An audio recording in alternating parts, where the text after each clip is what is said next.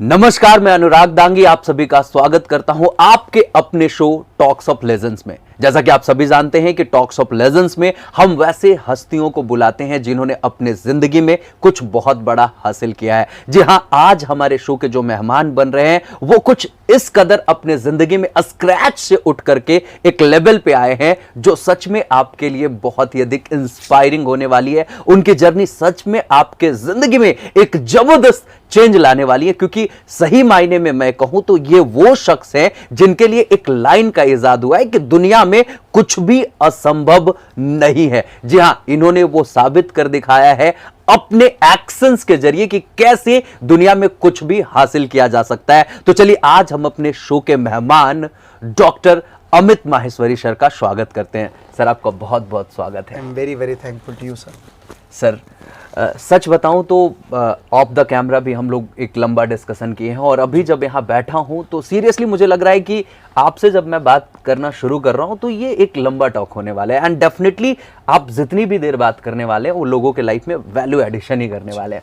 तो sir, question से हम शुरू करना चाहेंगे कि जेन्युइनली आज आप मेटास ओवरसीज लिमिटेड के फाउंडर CEO हैं, बट ये जर्नी ऐसी नहीं होगी जब आपने शुरुआत करा होगा। आज सच में आप एक लेवल पे हैं, आपने बहुत कुछ हासिल कर लिया अपनी जिंदगी में। तो जानना चाहेंगे सर, हाउ यू स्टार्टेड, ये मेटास ओवरसीज लिमिटेड की शुरुआत कैसे हुई? जी, बहुत अच्छा प्रश्न आपने पूछा है और बहुत सारे युवा साथियों के लिए भी एक प्रेरणा का स्रोत रहेगा। क्योंकि जब भी किसी पब्लिक लिमिटेड कंपनी के CEO या फाउंडर डायरेक्टर की बात करते हैं तो ज़्यादातर जहन में सवाल आता है कि ये तो माता पिता की या दादाजी की बनाई हुई कंपनी होगी। तो दोस्तों, ये जो कहानी है ना वो शुरू होती है एक सरकारी स्कूल से। हम लोग इस परिवेश में थे कि भाई पहली से 5वीं की जो हमारी बेसिक एजुकेशन थी वो दिल्ली नगर निगम प्राथमिक बाल विद्यालय केशवपुरम में हुई थी। क्या होता है कि बचपन से ही ना बच्चों के मन में एक भाव भरा जाता है कि वो रिच है या पुअर है। इसको हम बोलते हैं साइकोलॉजी, ह्यूमन साइकोलॉजी। लेकिन हमारे माँ बाप इस बात को जानते थे कि बच्चे के मन में ना ये भाव नहीं आने देना कि हम गरीब हैं या कहीं ना कहीं से हम प्रॉब्लम में हैं। पूरी क्लास में हमारे सारे जितने दोस्त थे उनके पास जो कपड़े थे वो थोड़े गंदे होते थे या स्क्रैच्ड होते थे या मतलब पुराने से दिखते थे। हमारे माँ बाप जो थे ना हमें बिल्कुल अप टू डेट रखते थे। हमें लगता था कि हम एक तरह से बहुत रिच हैं। लेकिन जब 6th क्लास में आए, जब पता लगा कि फिर हमें गवर्नमेंट स्कूल में एडमिशन लेना है और वहाँ पर हमारी फीस थी 12 रुपये 60 पैसे 3 महीने की। किस वर्ष की बात है, मतलब टाइम क्या होगा? 12th किया था मैंने 1998, तो उससे आप करीब करीब 6 साल पहले और देख लीजिए। तो 91-92 की मैं बात कर रहा हूँ। तो 12 रुपये 60 पैसे। उसके बावजूद भी एज अ पॉकेट मनी मेरे पास 4 या 5 रुपए होते थे। तो मुझे हमेशा ही फील होता था कि भाई मैं अपनी क्लास में बाकी बच्चों से अलग हूँ। कहते हैं ना कि रिचनेस के जीन्स होते हैं आपके माइंड में पहले से वो दिए जाते हैं। तो यही हमारे साथ था। बच्चों के पास एक ज्योमेट्री बॉक्स था, मेरे पास 2 थे। बच्चों के पास एक बैग होता था, मेरे पास 2 थे। क्योंकि वो एक बड़ा लेवल तो अचीव नहीं कर सकते थे या बड़ी अपॉर्चुनिटी हमें नहीं दे सकते थे, पर छोटी छोटी चीज़ों से हमें रिच फील करा सकते थे। क्या बात। जब मैंने मतलब 10th पास किया तो मैंने सोचा कि भाई ठीक है, अब मुझे बिजनेस ओनर बनना है। क्योंकि ज़्यादातर क्या होता है कि ऐसी कम्युनिटी को हम देखते हैं और वही हम बनना चाहते हैं। मतलब 10th पास किए उसके बाद ही आपके मन में ये आ गया था कि मुझे बिजनेस ओनर बनना है। एक अमिताभ बच्चन की मैं मूवी देखता था जिसमें अमिताभ बच्चन एक ऑफिस में जाते हैं, एंटर करते हैं तो बहुत सारा स्टाफ बैठा होता है वहाँ पर। और वो जब अपने केबिन में जाते हैं good morning good morning good morning good morning और केबिन में एंटर करते हैं। वो अमिताभ जी वहाँ पर सीट पर बैठते हैं, शाम तक काम करते हैं, पेपर करते हैं, साइन करते हैं, फाइल देखते हैं। मुझे लगता है यार ये बिजनेस क्या करते हैं, समझ नहीं आया। क्योंकि हम बिजनेस का मतलब क्या जानते हैं कि कोई मजदूरी है, कोई मेहनत है, किसी फैक्ट्री में काम है, कोई मशीन चलानी है, कोई सामान उठा के यहाँ से वहाँ रखना है, कोई हाथ से कोई मैन्युफैक्चरिंग करनी है। तो मुझे लगता है ये कैसा बिजनेस करते हैं, क्यूरियोसिटी मन में होती थी। तो हमारे एक सर थे, उन्होंने कहा कि बेटा कॉमर्स लो, अगर बिजनेस में जाना है या CA बनना है या बैंक क्लर्क बनना है, यही 4-5 ऑप्शंस बच्चों के पास होते थे। और गवर्नमेंट स्कूल में कोई काउंसलिंग करने वाला नहीं होता था। बिल्कुल। तो वहाँ मुझे लगा कि नहीं, मैं कॉमर्स लेता हूँ, चलो बिजनेस करेंगे या हम बैंक में जॉब करेंगे या CA बनेंगे। उस टाइम यही ज्यादातर लोगों के मन में, मतलब माइंडसेट आपका क्लियर था कि करना कुछ बिल्कुल कॉमर्स से रिलेटेड ही है। क्योंकि मुझे बड़ा क्रेज था बिजनेस स्टडीज के बारे में। एक सब्जेक्ट मैंने पढ़ा कि बिजनेस स्टडी एक सब्जेक्ट होगा, तो मुझे अच्छा लगा कि नहीं, बिजनेस की स्टडीज भी होती हैं, तो मेरे को कॉमर्स लेना है। मैंने कॉमर्स लिया। 11th क्लास में अच्छे से कॉमर्स में मैंने पास आउट किया। फिर 12th क्लास में मैं अपनी क्लास का टॉपर नहीं था, ये हमेशा की बात है। मेरी क्लास में लगभग 42 स्टूडेंट्स थे। टॉप 5 में भी नहीं था, टॉप 3 में भी नहीं था, टॉप 1 में भी नहीं था, टॉप 10 में भी नहीं था। पर ऐसा नहीं कि बिल्कुल लास्ट था। 13, 14, 15वां नंबर मेरी क्लास में मेरा आता था। और जब भी फिर भी हमारे पेरेंट्स ये कहते हैं कि नहीं बेटे शाबाश बहुत बढ़िया है, 20-25 बच्चे तो तुमसे पीछे हैं ना, आगे वालों को ज्यादा मत देखो, 20-25 तो पीछे हैं, वो खुश होते थे। क्या बात है। तो जब मैंने 12th क्लास पास किया, 12th क्लास में भी हमारी फीस लगभग 24-25 रुपए फीस होती थी उस टाइम, मैं 90s की बात कर रहा हूँ। तो उसके बाद जब कॉलेज में एडमिशन लेने का नंबर आया ना, और मैंने अपने पेरेंट्स को कहा कि मैं दिल्ली यूनिवर्सिटी के एक अच्छे कॉलेज में जाना चाहता हूँ और वहाँ की फीस है लगभग 12,000 रुपये, तो मेरे पिताजी ने बड़े आराम से कहा कि हाँ ठीक है कोई बात नहीं, आप फॉर्म वॉर्म भरो, सब हो जाएगा। तो उन्होंने ऐसा कभी नहीं कहा था कि यार सब करो, हाँ सब हो जाएगा, इसका मतलब है नहीं, हो जाएगा का मतलब है नहीं, नो डाउट। तो मुझे अपने मन में फील हुआ यार कि हाँ भाई अब तक हम जो पढ़ते आ रहे हैं वो एजुकेशन नहीं है, क्योंकि वहाँ वो फीस स्ट्रक्चर ही नहीं है। अब जब कॉलेज जाएंगे 12-15 हज़ार रुपये चाहिए, तो उनके भाव ने मुझे बता दिया था कि शायद वो अरेंज करेंगे कहीं से। No doubt. अब मैं देखिए क्या होता है कि घर में एक बड़ा बेटा भी था, मेरी 2 बहनें हैं मुझसे छोटी हैं, वो भी पढ़ रही हैं, एक जूनियर है मुझसे, तो मुझे लगा कि यार मैं क्या कर सकता हूँ। हर व्यक्ति को एक बार लगता है ना कि यार कमाई करना कहीं से शुरू करे, क्योंकि बिजनेस स्टडीज किया है, अकाउंट्स पढ़ा है, लेकिन करे क्या, एक 12वीं पास बच्चा कुछ नहीं कर पाता ज़्यादातर। आज तो ग्रेजुएट होने के बाद भी पेरेंट्स पे आश्रित रहते हैं। तो मैं अपने घर के बाहर ऐसे ही बैठ के सोच रहा था कि भाई क्या करें, तो मुझे लगा यार अकाउंट्स में 88 नंबर है, अपनी बहन को भी पढ़ाता हूँ मैं। मेरी सिस्टर जो थी वो 11th क्लास में थी, 1 साल का हमारे बीच में गैप था, तो मैंने सोचा इसको पढ़ाता हूँ तो इसी से बोलता हूँ अपनी फ्रेंड्स को बुला ले, उनको भी पढ़ा दूंगा। तो उसने अपनी कुछ एक फ्रेंड्स को बुलाया, मैं उनको भी पढ़ाने लगा। मुझे लगा अच्छा मैं पढ़ा सकता हूँ। मतलब यहाँ से आपकी टीचिंग की जर्नी शुरू हो गई? यहाँ से टीचिंग का स्ट्रगल शुरू हो गया। Okay, मुझे लगा मैं पढ़ा सकता हूँ। That's great. अब मुझे लगा भाई अगर पढ़ाना है तो इंस्टीट्यूट चाहिए। No doubt.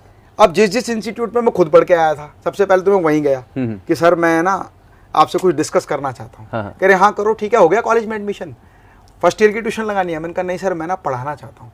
कह रहे अरे तुम पढ़ाएगा अभी तो तू खुद 12वीं पढ़ के क्या बेटा, 80-88 नंबर लाने का मतलब ये नहीं है कि तुम टीचर बन जाओगे, अच्छे स्टूडेंट हो, अच्छे टीचर नहीं बनोगे, बहुत लंबा समय लगेगा एक्सपीरियंस करने में। तो एक तरह से रिजेक्शन हो गया। फिर मैंने सोचा कि भाई यहाँ तो मैं पढ़ता था, इन्हें पता है कि ये मेरा स्टूडेंट है, तो मैं वहाँ जाता हूँ जहाँ मैं नहीं पढ़ता था। तो आसपास के जोन में जो कोचिंग इंस्टीट्यूट थे मैं वहाँ गया, मैंने वहाँ इंटरव्यू दिया कि भाई एज ए टीचर। अच्छा कई लोग आते ही पूछ रहे हाँ बेटे बताओ कौन सी क्लास की ट्यूशन लगवानी है। मैंने कहा नहीं लगवानी नहीं जी, मैं एज ए टीचर। अच्छा ठीक है बताएंगे आपको। तो मैं समझ गया रिजेक्शन है, ना कॉन्टैक्ट नंबर लिया, ना एड्रेस लिया, ना कोई सही बात जरिया ऐसा लिया कि आपसे कैसे कॉन्टैक्ट करेंगे, और कहा ठीक है बताएंगे, तो बताएंगे कैसे। तो मैं समझ गया रिजेक्शन है। तो एक तरह से ना मन टूट जाता है, आप एक बार रिजेक्ट हो, वो भी एक एनर्जी के साथ। नई शुरुआत हो रही है, उसी वक्त आपका रिजेक्शन हो जाए। तो कई बार क्या होता है कि हम देखिए दुनिया में जितने लोग सफल हुए हैं ना, मैं एक मोटिवेशनल स्पीकर तो हूँ, लेकिन फिर भी एक बात कह रहा हूँ, दुनिया में जितने लोग सफल हुए हैं ना वो जाने अनजाने में भी सफल हुए हैं। केवल प्रयास करते गए, नए रास्ते खुलते गए। हाँ उन्होंने प्रयास करना नहीं छोड़ा। Exactly, that's true. तो मुझे लगा, मैं अपने घर के बाहर बैठा हुआ था और बड़ा परेशान था यार, मैं इतने सारे सेंटर पे इंटरव्यू दे के आया हूँ, किसी ने सिलेक्ट नहीं किया, किसी ने सामने से रिजेक्ट कर दिया, किसी ने इनडायरेक्ट वे में रिजेक्ट कर दिया। एग्जैक्टली। मैं बैठा बैठा सोच ही रहा था, तो हमारा पड़ोसी गेट पेंट कर रहा था अपना ब्लैक कलर का। तो पेंट करते करते मैं सोचते सोचते उसका पूरा गेट पेंट हो गया। तो लास्ट में डिब्बी बची, उसमें थोड़ा सा पेंट था। तो मुझे एक आइडिया क्लिक किया। कहते ना आइडिया तो कभी भी कहीं से भी आ सकता है। हम दीवारों पे लिखा हुआ देखते थे कि भाई tutor available for accounts, no doubt, coaching centre, या दवाइयाँ खरीदें, या इधर रास्ता है, बहुत जगह लिखे होते हैं ना, साइन बोर्ड लगे होते हैं, आराम से वो पेंट करके तो लिखे हुए होते हैं। बचपन से स्केच और पेंटिंग बनाने का शौक था। मैंने वो डब्बा उठाया, पेड़ की एक डंडी तोड़ी, कपड़ा लपेटा और दीवारों पे जाकर लिख दिया tutor available for accounts 11th and 12th class. Okay. Landline उस टाइम होते थे, लेकिन हमारे यहाँ नहीं था, तो हमारे घर के पास में एक पीसीओ था, पड़ोसी था, मैंने उसका लैंडलाइन नंबर लिख दिया। अब मुझे लगा भाई कॉल तो आनी चाहिए।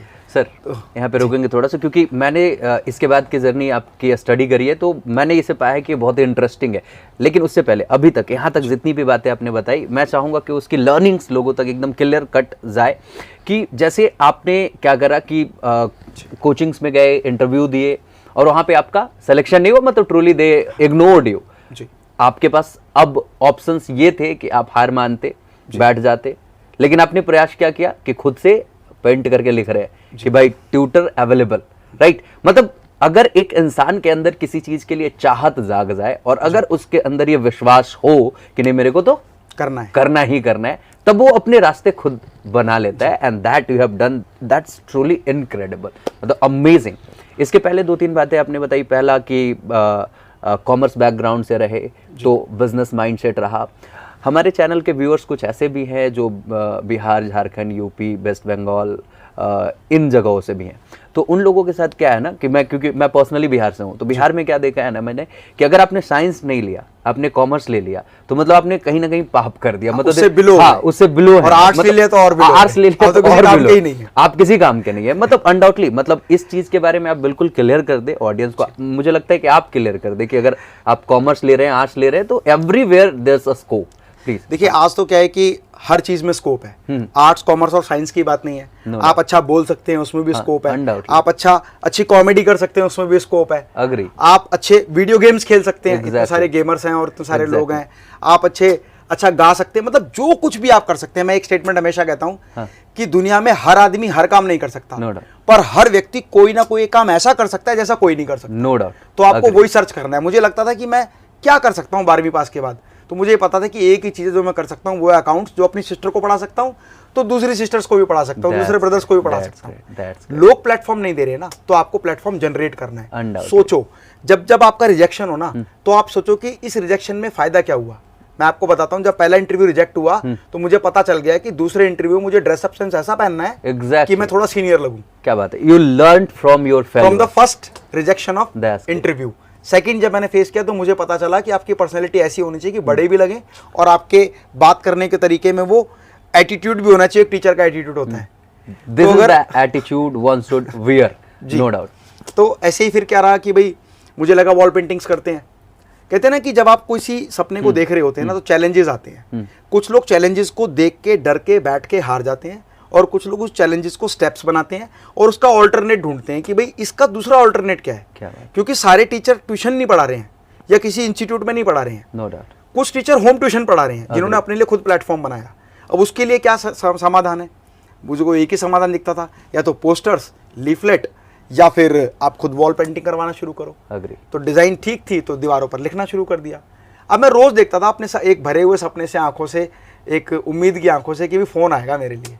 एक दिन मैंने उस पड़ोसी से बोला भी कि भाई अगर कोई फोन आए और पूछे कि मुझे अकाउंट्स के टीचर से बात करनी है तो मेरी बात करा दियो। कह रहे आप क्या करते हैं? मैंने कहा यार मैं अकाउंट्स की ट्यूशन पढ़ाता हूँ। कह रहे तू ट्यूशन पढ़ाता है? मैंने कहा हाँ, आप कोचिंग शुरू करेंगे। तो ऐसे ही रहा कि मेरे को एक कॉल आया, उसने कहा कि भाई मुझे अकाउंट्स की ट्यूशन अपनी बेटी के लिए एक टीचर हायर करना है, आप आइए और ट्रायल क्लास दीजिए। कहते ना कि एक युवा के लिए एक बड़ी पहली अपॉर्चुनिटी ना बड़ी इंपॉर्टेंट होती है। और एक बच्चे को आप स्कूटर बाइक दे दो तो वो पहले दिन ही ना मैक्सिमम चलाने की कोशिश करेगा कि आज तो मैं 120 की स्पीड चलाऊंगा। तो यही मेरे साथ था। मैं होम ट्यूशन ट्रायल के लिए गया। फर्स्ट चैप्टर जब मैंने कराया तो एक क्लास में जितना कराया जा सकता है उससे कई गुना ज्यादा करा दिया मैंने। मतलब अपना अर्नेस्ट एफर्ट मैंने हाईएस्ट दिया। मैंने कहा क्या पता ये ना समझ में आया तो ये आ जाएगा, ये आ जाएगा, ये आ जाएगा। उनकी बेटी बोली कि मम्मी सर ने तो बहुत सारा सिलेबस कराया है, ये तो 4 महीने में सिलेबस पूरा करा देंगे। क्या बात है। तो उसने कहा मुझे अच्छा लगा है। अब ना यहाँ पर क्या फीस कितनी मांगेंगे, एक्सपीरियंस नहीं है।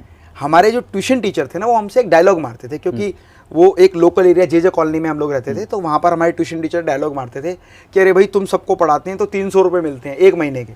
जब मैं होम ट्यूशन पढ़ाने जाता हूँ स्टैंडर्ड एरियाज में तो वो 1200 रुपये 1 महीने के लेता हूँ, 100 रुपये घंटा, 1 महीने में 12 क्लास। वही डायलॉग मारते थे कि भाई तुम्हें कम पैसों में पढ़ा रहा हूँ भाई।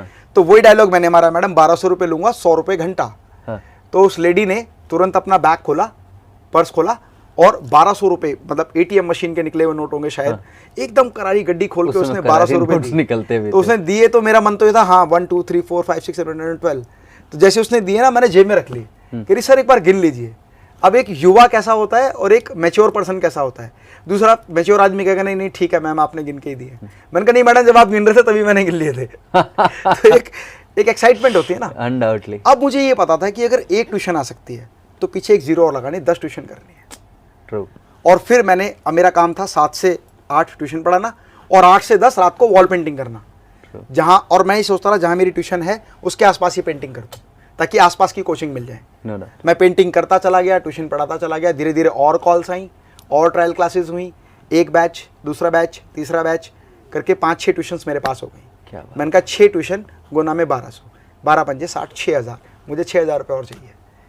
और फिर मॉर्निंग में पढ़ाना शुरू किया। ऐसे करते करते 12-13 बच्चे मेरे पास हो गए पढ़ने वाले। फीस इकट्ठी की, मैंने कॉलेज में एडमिशन लिया।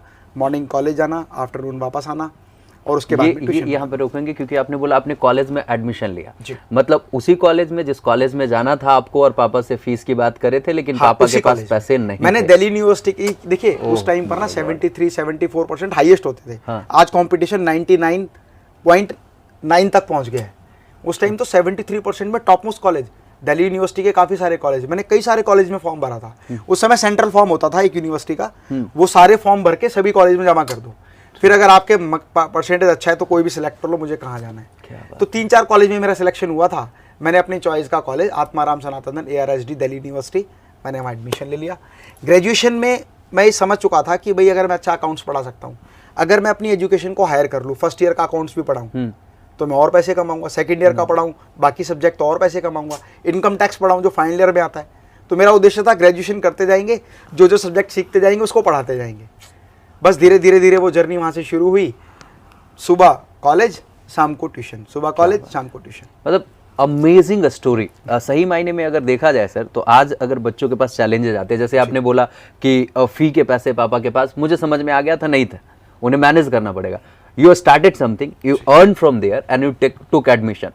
एक आम इंसान क्या करेगा, जो नॉर्मल माइंडसेट वाला होगा, वो सिंपली ठीक है यार, किसी से उधार ले लिए, किसी से मांग लिए, या तो छोड़ देते हैं, क्विट कर देते चलो हो ही कंप्लीटली। लेकिन आपके अंदर ये था कि मेरे को करना है तो करना है। This is attitude one should wear. और अभी फिलहाल ऑफ द कैमरा जो डिस्कशन चल रहे थे, आपने बताया कि आपने बहुत सारे बिजनेसेस बनाए, उसकी कई सारी फ्रेंचाइजीज आपने खोली, तो इसके बीज, इसकी नींव यही आपकी दिख रही है कि मतलब आपने कहा कि एक जब हुआ तो एक सुन्ना और लगा देना 10, मतलब ये वहीं से आपका माइंडसेट शुरू से ही क्लियर था। That's amazing. यहाँ पर ना एक टर्निंग पॉइंट आया था जब मैंने फर्स्ट ईयर का एग्जाम दिया, क्योंकि 1 साल भर मैं पढ़ाता रहा। फर्स्ट ईयर के एग्जाम हुए, बीच में कोचिंग क्लासेस बंद हो जाती हैं, क्योंकि कुछ अब मार्च अप्रैल मई क्लासेस मिलती नहीं है, और खुद के भी एग्जाम हो गए, हम भी फ्री हो गए। तो मुझे लगा यार मेरा रिजेक्शन ना इंस्टीट्यूट्स ने किया था, बनाऊंगा तो मैं इंस्टीट्यूट, क्योंकि 1 साल में मैं सीख गया कि हर जगह पर जाके पढ़ाना और वापस आना, फिर दूसरी जगह ना, फिर पढ़ाना, आपके पास टाइम लिमिटेड है। अगर मैं एक ही सेंट्रल प्लेस पर बैठूं और स्टूडेंट्स मेरे पास आए तो मैं ज्यादा बड़ा बैच बना सकता हूँ। 1 घंटे में एक बच्चे को पढ़ाने की जगह 1 घंटे में अगर 20 लोगों को पढ़ाता हूँ तो ज्यादा अर्निंग होगी। No doubt. और मुझे ये भी था कि यार मुझे रिजेक्शन तो इंस्टीट्यूट ने किया, खोलना इंस्टीट्यूट है। हमारे ना JJ कॉलोनी के घर में क्या होता है, घर का साइज होता है 10 बाई 22.5, इसको 25 गज बोलते हैं। 25 गज में नीचे एक कमरा होता है, पीछे आगे ड्राइंग रूम, बेडरूम, बाथरूम, सब कुछ, किचन, सब कुछ, लिविंग रूम, सब कुछ वही होता है। ये 25 गज में पूरा मतलब एक रहने के लिए, तो रहने के लिए घर था। मैंने अपने फादर से कहा हमारे ऊपर वाले रूम जो बना था उसमें टिन शेड डला हुआ था, तो 700 रुपए एक किराएदार देता था। मैंने कहा पापा ये रूम मुझे दो, मैं यहाँ कोचिंग खोलूंगा। मेरे पापा ने कहा भाई ग्रेजुएशन कर रहा है, आराम से होम ट्यूशन पढ़ा, बढ़िया है। मैंने कहा नहीं, मैं 700 रुपए आपको दूंगा हर महीने। पापा को भी आपने, तो उन्होंने कहा ठीक है चल बच्चा कह रहा है तो ट्राई कर लेते हैं। खाली कराया, वहाँ पर ईंटों की दीवार थी, पूरी टिन शेड डला हुआ था, सारे में व्हाइट वॉश मैंने खुद किया। संडे वाले दिन कुछ ही से साथ में व्हाइट वॉश, वॉल पेंटिंग करनी आती है तो सोचो व्हाइट पेंट करना है, खाली सारा व्हाइट वॉश करके तैयार करके, और फिर मैं उसी ट्यूशन की फीस से 20 चेयर लेके आया।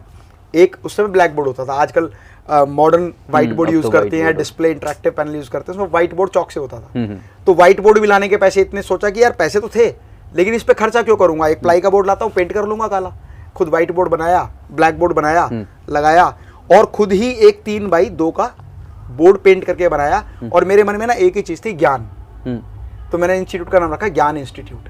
That's great. और ज्ञान institute 11th and 12th accounts, That's great. वहां लगाया। धीरे धीरे एडवर्टीजमेंट करना शुरू किया। हम ट्यूशन पढ़ाते थे, पोस्टर लगाते थे, ट्यूशन पढ़ाते रहे, पोस्टर लगाते थे। कई बार तो क्या पोस्टर लगाते लगाते आप कॉलोनी में घुस गए अंदर, या अंधेरे का एरिया है, वहाँ कुत्ते पीछे पड़ जाते थे, भाग जाते थे रात के टाइम में। इस तरीके की चीजें होती है। एक यंग एज है तो वो एटीट्यूड भी नहीं है कि अरे यार कुत्ते पीछे पड़ रहे हैं, वो तो खेल लगता था ना बच्चों को। No doubt, no doubt. तो जब पहला कोचिंग हमने स्टार्ट किया तो मेरे पास, मैंने सभी होम ट्यूशन को मना कर दिया कि नहीं मैं ना अपने इंस्टीट्यूट में पढ़ाता हूँ, आप यहीं आइए।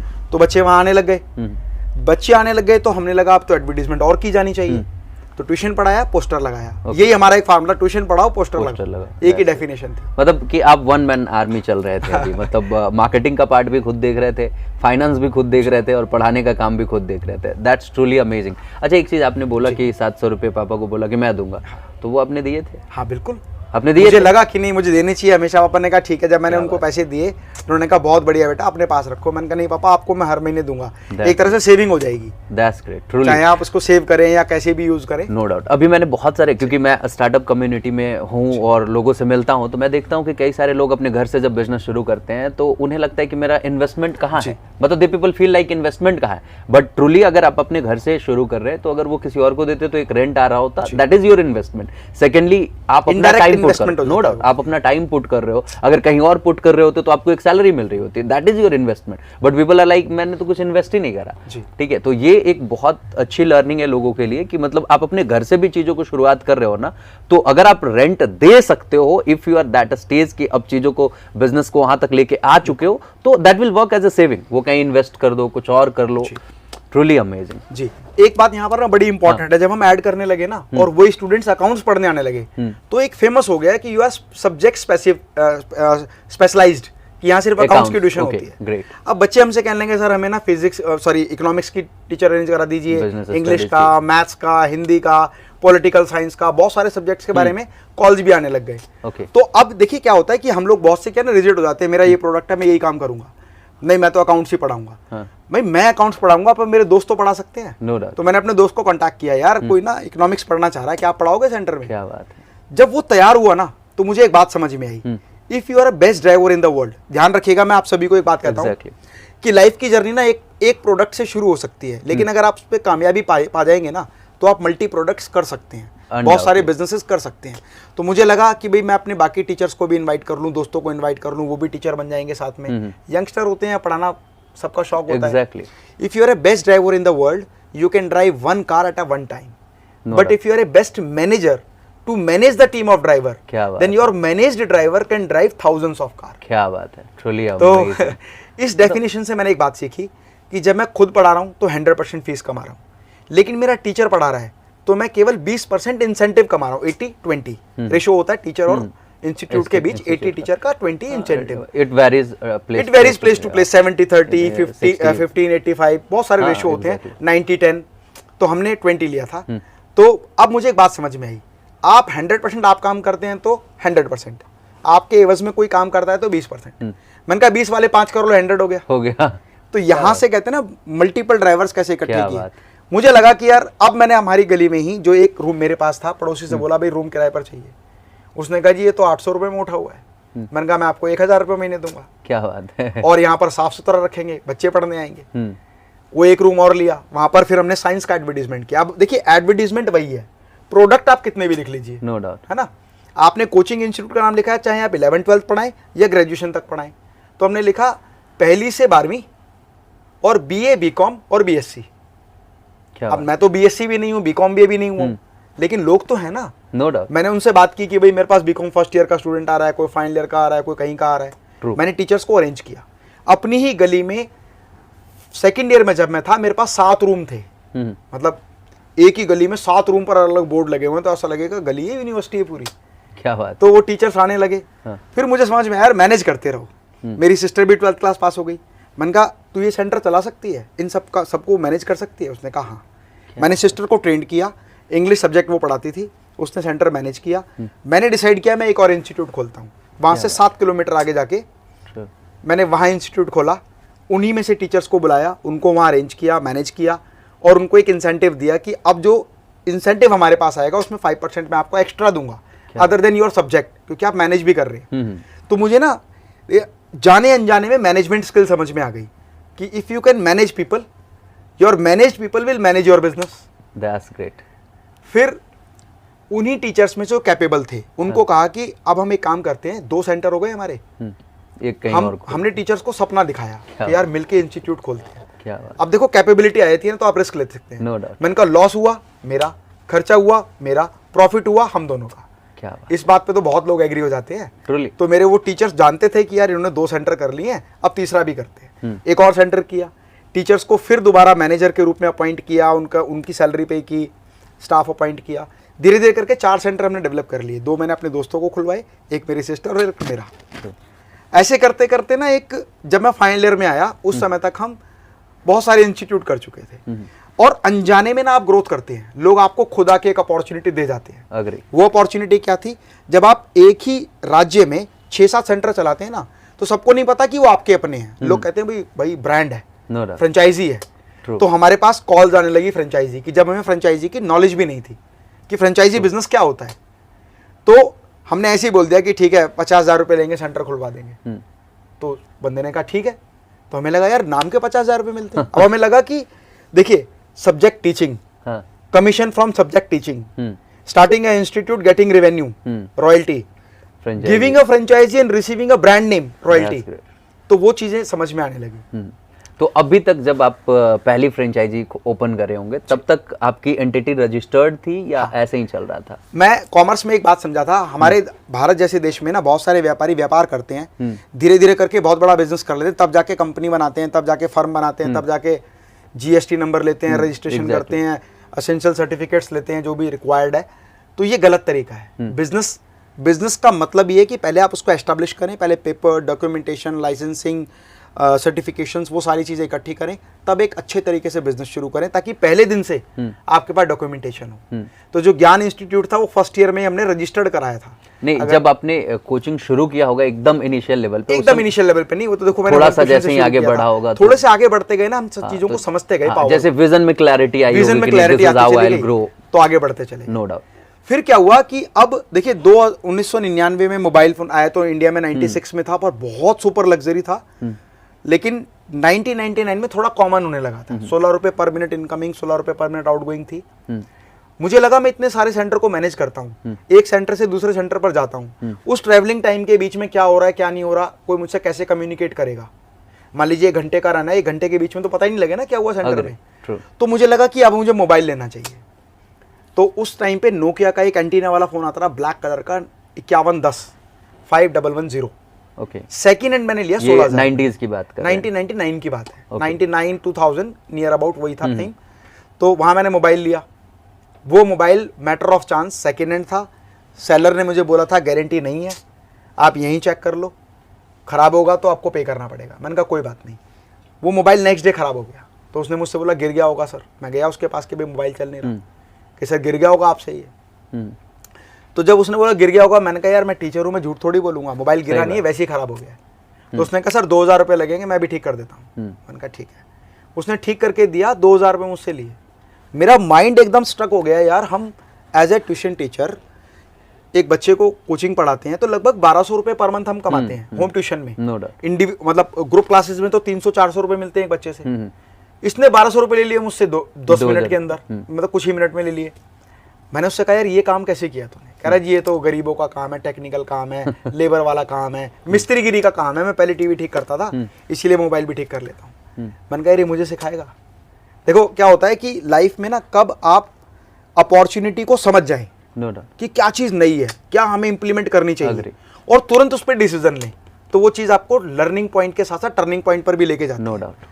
तो हमारे कोचिंग इंस्टीट्यूट में एक टाइम होता है 1 बजे से 2-3 बजे के बीच में, जिसको रिलैक्स टाइम बोलते हैं, लंच टाइम बोलते हैं। मैंने उस लड़के को बुलाया, उसने मुझसे कहा कि भाई ठीक है एक सर्टेन अमाउंट लूंगा सर, मैं आपको सिखा दूंगा सारी चीज़ें, पर आप टीचर हैं, सीख के करेंगे क्या? मैंने कहा वो छोड़ यार, मैं एक हॉबी के लिए सीख रहा हूँ। वो मैंने सीखा सब कुछ। उसने मुझे एक इलिटरेट पर्सन की तरह सिखाया, टेक्निकल पर्सन की तरह सिखाया, पर मैंने सिलेबस डिज़ाइन किया। अब मुझे लगता था, क्योंकि देखो कोचिंग इंस्टीट्यूट आप कितने भी अच्छा एस्टैब्लिश कर लें, एग्जाम के बाद और नए सेशन शुरू होने के बीच में जो 2-3 महीने का गैप होता है ना, वहां पर आपको रिवेन्यू नहीं आता। No doubt. March, April, May, June, most of the time in months में आपको रिवेन्यू नहीं आता। आजकल तो बहुत बच्चे कोचिंग पर डिपेंडेड हैं, तो पहले से बैचेस बन जाते हैं। उस समय नहीं होता था। उस समय तो एग्जाम से 2 महीने पहले बच्चे ट्यूशन लगाते थे। तो उस टाइम पे मुझे लगा हम अर्निंग क्या कर सकते हैं, तो वो हमने एक एडवर्टीजमेंट किया कि अब ज्ञान इंस्टीट्यूट सिखाएगा मोबाइल रिपेयरिंग, 3 महीने में मोबाइल रिपेयरिंग कोर्स करें। ऐसे ही एक ट्रायल कि भाई अपनी प्रैक्टिस ही कर लेंगे, 2-4 बच्चे आएंगे, मिलकर यहाँ पे रुकेंगे सर। लाइक आप अब अपने प्रोडक्ट को एक तरीके से कहा जाए तो आप बड़ा बना रहे थे। पहले आपने इनिशियली शुरू करा अकाउंट्स से, अकाउंट्स पढ़ा रहे थे, फिर फाइनली आपको लगा कि नहीं मैं मल्टीपल स्टडीज भी सिखा सकता हूँ, पॉलिटिकल साइंस भी, टीचर्स धीरे धीरे टीचर्स सिखा सकते हैं, मुझे सिर्फ मैनेज करना है। हाँ, मतलब फिर आपने टीम बिल्ड करा। सर आपने यहाँ पे जो बताया कि आप कोचिंग इंस्टीट्यूट चला रहे थे, उसकी फ्रेंचाइजी आपने डिस्ट्रीब्यूट करना शुरू कर दिया था, फिर अचानक से आप अब शिफ्ट करने वाले, मतलब एक और प्रोडक्ट ऐड करने वाले, मोबाइल रिपेयरिंग आप सिखाएंगे। अनडाउटली आपने इसे सीखा, इसके लिए प्रयास किया, मेहनत किया, तब जाके आपको लगा कि मैं अब सिखा भी सकता हूँ। तो ये एक नया प्रोडक्ट आप ऐड कर रहे थे। उस वक्त तक हम जानना चाहेंगे कि ऑलरेडी जो आपका मॉडल था, उस मॉडल में कितनी फ्रेंचाइजी हो चुकी थी? उस टाइम लगभग 12 फ्रेंचाइजी हम डेवलप कर चुके थे। ओके, 12 फ्रेंचाइजी नहीं थे वो मतलब अनकॉन्शियसली फ्रेंचाइजी थे। ओके, दोस्तों को जोड़ लिया साथ में, एक खुद का 50% कर लिया, कहीं 60%, कहीं 70%। तब पहली बार जब फ्रेंचाइजी 50,000 फी देके हमारे पास आ रहा, तब हमें लगा था यार ये तो नाम भी बिकता है। ओके, तब हमें मॉडल समझ में आया। मैं कई बार सुनता था ना बड़े बड़े ब्रांड्स कि हमने पंजाब बेच दिया, हमने हरियाणा बेच दिया, तो हम सोचते रहे ये आदमी पंजाब कैसे बेच दिया। तो हमें पता लगा कि इसने अपने बिजनेस के लिए वो जोन सेल कर दिया कि अब इस जोन में कोई बिजनेस करेगा, है ना। तो इसीलिए कहते हैं कि उसने पूरा इंडिया बेच दिया, उसने जर्मनी बेच दिया, न्यूजीलैंड बेच दिया। तो हम सोचते रहे कैसे बेच देता है। अब हमें पता लगा ना, हम रोहिणी में काम कर रहे हैं, हमने पीतमपुरा बेच दिया, मतलब पीतमपुरा का जोन हमने इसको दे दिया, ऑथराइज कर दिया। तो ऐसे वर्ड्स पता लगना शुरू होते हैं। टेक्निकली आप फिर साउंड होने लगे, फिर चीज़ों को समझने लगे और चीज़ों को फिर सिस्टम में आपने लाया होगा। और ऑलरेडी आप अकाउंट्स के स्टूडेंट्स रहे हैं, तो ऑब्वियसली मतलब आपको थोड़ा तो आइडिया इन चीज़ों का था पहले से भी, तो दैट्स ग्रेट। अब यहाँ से आप 12 फ्रेंचाइजी थी, अब आप एक नया प्रोडक्ट ऐड करने के मूड में हैं, तो ये लोगों को समझ में आना चाहिए। कई बार क्या होता है ना कि कुछ लोग शुरू करते हैं और शुरू में ही फैल जाते हैं, तो इस चक्कर में वो बिखर जाते हैं। देखिए, आपने एक लेवल तक लाया और उसके बाद फिर एक नया प्रोडक्ट आपको किसी भी फील्ड में कामयाबी करनी है ना, तो आपका एक फ्लैगशिप ऐसा होना चाहिए जिस बैनर के तले आप कितनी भी चीजें इकट्ठा कर लें। मैं एक ब्रांड बताता हूँ, कराची बेकरी एक बहुत बड़ा ब्रांड है, हैदराबाद का ब्रांड है। उनका टोटल टर्नओवर फॉर एग्जांपल अगर 200 करोड़ रुपीस है, तो उसमें से 150 करोड़ रुपीस सिर्फ फ्रूट बिस्किट से है, सिंगल प्रोडक्ट से। एयरपोर्ट पे आपको सभी जगह मिलेंगे। He is one of my client. आज उनका मास्टर फ्रेंचाइज सेगमेंट हम डेवलप करते हैं। That's great. कंसल्टिंग है हमारे पास उनकी। तो मैं ये बात आपसे कह रहा था कि भाई टर्निंग पॉइंट लाइफ में आते हैं। फिर हमने मोबाइल रिपेयरिंग के कोर्सेज शुरू करने के लिए कहते हैं ना कि हर आप 12 लोग हैं, 12 सेंटर है आपके, वो थोड़ी एक्सेप्ट करेंगे कि नया कोर्स लॉन्च करना है। तो उनमें से जिसने एग्री किया उसको कहा स्टार्टिंग के जो लोग आएंगे हमको फ्री देंगे, बाद में हम फ्रेंचाइजी फीस लेंगे। तो 4-5 ने हमारे साथ स्टार्ट किया। एक अंतर क्या था, हम ट्यूशन पढ़ाते हैं तो हम कमाते हैं 40,000, 50,000, बहुत खींच लो तो 70-80 हज़ार रुपए। मोबाइल रिपेयरिंग कोर्स कराते हैं, 25,000 रुपए कोर्स की फीस है। एक बैच में 40 बच्चे हैं। तो आप सोचो कितना कैलकुलेशन हो गया। ये कोर्सेज कितने दिनों के होते थे? 3 महीने का कोर्स होता था। टेक्निकल कोर्स है, 3 महीने में कंप्लीट होता था। तो हम पूरे दिन जितना पढ़ा रहे हैं उससे ज्यादा पैसे हम एक बैच में कमा रहे हैं। हमें लगा इन बैचेस का नंबर ऑफ बैचेस बढ़ाओ, और आपको आपका क्लाइंट, आपका बायर, आपका कंज्यूमर या आपका स्टूडेंट ही बता देता है आपको आगे क्या करना है। exactly. जैसे हमारे पास वो स्टूडेंट्स है जिसने कहा कि मुझे अर्ली मॉर्निंग बैच चाहिए, मैं जॉब करता हूँ, तो हमें एक अपॉर्चुनिटी मिली कि सुबह जब हम ट्यूशन नहीं पढ़ाते 6 से 8 हम बैच चला सकते हैं, क्योंकि 8 बजे लोग जॉब पे चले जाएंगे। क्या बात है, मतलब एक इंफ्रास्ट्रक्चर में आपने एक एडिशनल बिजनेस क्रिएट कर दिया। That's amazing. रिसोर्सेज सबके पास होते हैं, ज्यादातर क्या होता है बिजनेस में रिसोर्सेज अनयूटिलाइज्ड रह जाते हैं। एग्जैक्टली। अगर आप यूज नहीं कर रहे हैं, उनको कम यूज कर रहे हैं, तो एक तरह से आप इनडायरेक्ट वे में लॉस कर रहे हैं। ऐसे ही हमारा एक बैच होता था रात का, वो होता था 9 से 11। क्यों? क्योंकि 9 से 11 ट्यूशन पढ़ता ही नहीं है कोई, तो 9 से 11 हमने वहां भी कोर्स शुरू किया। एक दोपहर का बैच हमने शुरू किया। तो 3 बैचेस हमारे सारे इंस्टीट्यूट के रिवेन्यू से बड़े, सिर्फ एक मतलब 3 बैचेस का रिवेन्यू था। और ये 3 बैचेस ऐसे टाइम में शुरू हुए थे जो कोचिंग के लिए एक लीजर होता है। मतलब उस टाइम में कोई क्लासेस नहीं होती, क्लासेस नहीं होती, आपके इंफ्रा पे कोई कॉस्ट नहीं जा रहा था, और बाकी इनिशियली आप खुद एज ए ट्रेनर वर्क किए होंगे, तो आपको मतलब फैकल्टी को भी पे करना नहीं पड़ रहा था। तो मतलब एक बहुत अच्छे तरीके से आपने मॉडल क्रिएट कर लिया एक एक्स्ट्रा रेवेन्यू के लिए। बिल्कुल। और आप ना कहते हैं ना कि हमें नए लोग ढूंढने पड़ते हैं। आपके पास आपके इर्द गिर्द लोग होते हैं, जरूरत है उनको समझने की, एग्जैक्टली उनके मन में वो दिया जलाने की। तो हमने हमारे स्टूडेंट्स के मन में एक दिया जलाया कि भाई आप कोर्स करने के बाद टेक्निकल काम करेंगे, इससे अच्छा टीचर ट्रेनिंग करो, मैं कराऊंगा फ्री ऑफ कॉस्ट, और मेरे ही इंस्टीट्यूट में एज असिस्टेंट टीचर काम करो, मुझे सपोर्ट करो, और अगर आप कामयाब हो जाएंगे तो मैं आपको ब्रांच खोल के भी दूंगा जहां आप सेंटर चलाना। क्या और सबसे बड़ी बात है कि जो स्टूडेंट्स आपके होते हैं ना, वो जेन्युइनली आपके ऊपर इस कदर फेथ करते हैं कि आप जो बातें बताते हो तो मानने को भी तैयार होते हैं, फॉलो करते हैं। और अनडाउटली आप जो कुछ भी बता रहे थे उनके पर्सनल डेवलपमेंट के लिए था, उनके बेटरमेंट के लिए भी था, क्योंकि वो कहीं जॉब करते तो वही 20-25 हज़ार रुपए की सैलरी मिलती, और आपने उन्हें एक अपॉर्चुनिटी दी कि भाई अगर अभी मेरे साथ कर लेते हो शुरू, तो आने वाले समय में सासाराम बिहार में हमारा एक स्टूडेंट, एक हमारे पास लड़का आया था, वो एक किराना शॉप पर जॉब करता था, सामान दे के, मतलब मेरे घर पर वो सामान देने आता था। तो वही मेरा इंस्टीट्यूट था, ऊपर हम रहते थे, नीचे सेंटर खोला था हमने, नए घर में बता रहा हूँ, पहले वाले घर में ऊपर कोचिंग सेंटर था। तो वो लड़का आया, कह रहा भैया मुझे सीखना है, तो वो दोपहर में सीखने आता था। आज वो हमारा सासाराम बिहार में सबसे बड़ा इंस्टीट्यूट चलाता है मोबाइल रिपेयरिंग का। हाँ जी। ये किस नाम से है सर? ज्ञान इंस्टीट्यूट के नाम से सब जगह। हाँ जी। क्या बात है। सासाराम बिहार के लोग जब आप उस इंस्टीट्यूट को देख रहे होंगे तो अरशद नाम है स्टूडेंट का हमारा। अरशद। That's great. तो अमित माहेश्वरी सर आपको अब याद आने वाले हैं, क्योंकि कहीं ना कहीं जो नींव डाली है सर ने डाली है, और ये बच्चे जिनके अंदर इन्होंने बीज बोया आज वो बरगद बन के फैल रहे हैं। That's amazing truly. सर आपकी ये स्टोरी सच में बहुत ही अधिक इंस्पायरिंग है। अब यहाँ तक हम पहुँच चुके हैं कि आप मोबाइल के इंस्टीट्यूट, आप मोबाइल सिखाने का इंस्टीट्यूट चला रहे थे। यहाँ पे फिर से पूछना चाहेंगे कि ठीक है आप मोबाइल बनाना सिखा रहे थे, बट अब चीज़ें बहुत ही अधिक हाईटेक हो चुकी है, एडवांस्ड हो चुकी है। अब लोगों का फ़ोन खराब होता है तो सीधे फ़ोन ही बदल सेंटर में जाते हैं, या तो सर्विस सेंटर में, या वारंटी जितनी ज़्यादा मिलती है। एग्जैक्टली। तो क्या अभी भी उस सेगमेंट में वही स्कोप है या अब आपने पाइवोट? मैं एक बात यहाँ पर आपको बताता हूँ, हर व्यक्ति को ना एक बात जरूर देखनी चाहिए Exactly. कि जिस भी इंडस्ट्री में, जिस भी प्रोफेशन में वो है, वो आगे कितने समय में ऑब्सोलेट हो जाएगा, आउट ऑफ मार्केट हो जाएगा।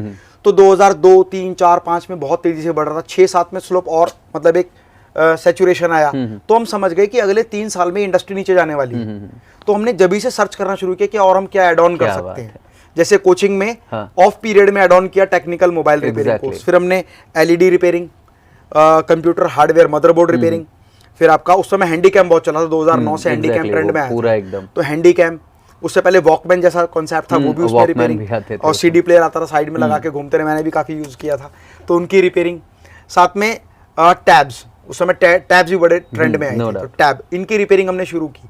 तो अनडाउटली कि टेक्निकल में हमारा एक अपग्रेडेशन और हो गया कि भाई हम और कोर्सेज लेके आ गए। मतलब वक्त की डिमांड को आपने समझा और उसके अकॉर्डिंग आप रेगुलरली इनोवेट करते जा रहे थे अपनी चीजों को। यहाँ पे नोकिया का एग्जांपल देना चाहेंगे one of the best example of उन्होंने जो अपनी स्पीच में जब वो बोल रहे थे तो उन्होंने कहा कि हमने तो कोई गलती नहीं की, लेकिन फिर भी हम फेल हो गए। गलती की आपने, इनोवेट नहीं के साथ आगे ना बढ़ना भी अपने आप में गलती है। अगर आप अपने आप को अपग्रेड नहीं कर रहे हैं तो इनडायरेक्ट वे में आप डाउनग्रेड कर रहे हैं। No doubt. कई लोग ऐसे होते हैं जिन्हें लगता है कि यार मैं तो पिछले साल जैसे था वैसे ही तो हूँ, बिल्कुल नहीं बेहतर हुआ तो कमतर भी कहाँ हो, बट डेफिनेटली आपके कंपैरेटिवली दुनिया बहुत आगे निकल चुकी ये ठीक वैसे रुपए की कीमत रोज घट रही है। आप अगर 1 लाख रुपए बचाए रखेंगे ना तो अगले 5 साल बाद वो आपके 50,000 के बराबर भी नहीं रह जाएंगे। No doubt. पर वो गिनती में 1 लाख ही दिखाई देंगे।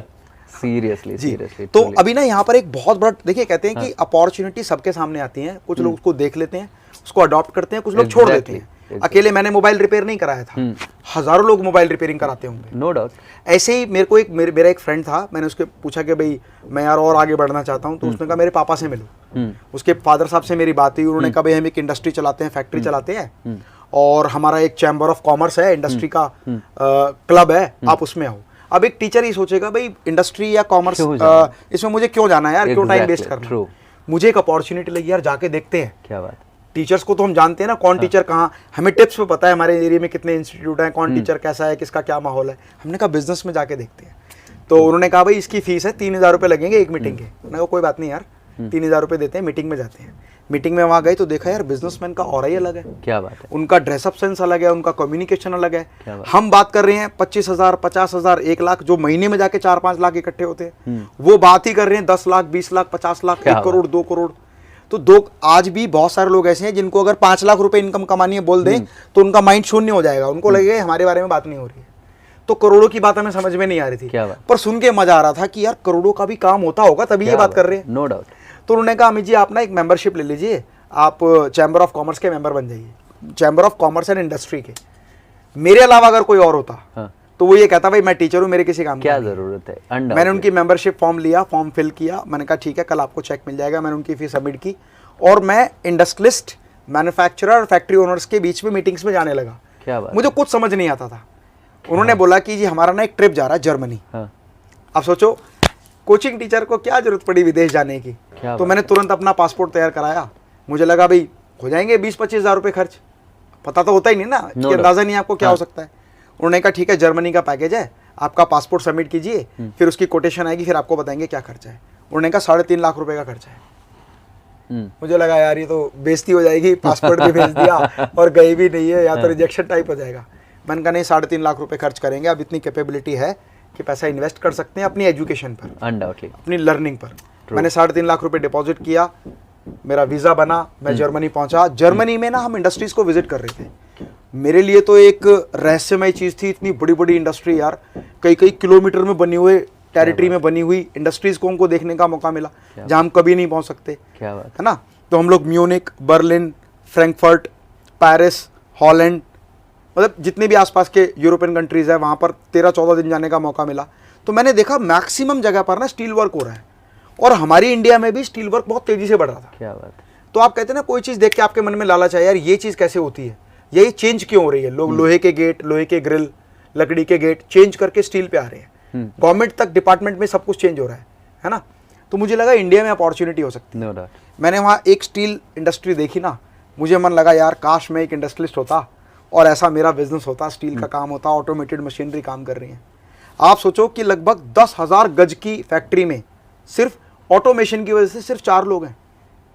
10,000 गज की फैक्ट्री में 4 लोग हैं। किस वर्ष की बात है? ये मैं 2012-13 की बात आपको बता रहा हूं। उस समय मतलब टेक्नोलॉजी ऑटोमेट हो चुकी थी इस लेवल पे। आज भी जो यूरोपियन कंट्रीज है वो हमसे 20 साल 30 साल आगे हैं। अनडाउटली अग्री, है ना?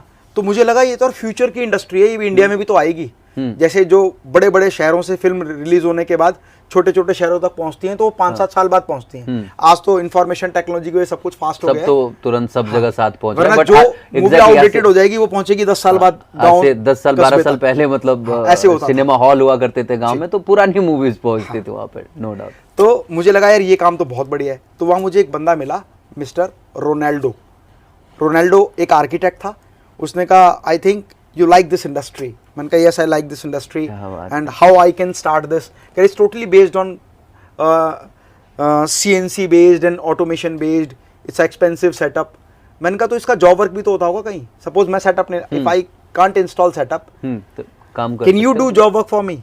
ही said we are also doing job work for more than 50 companies.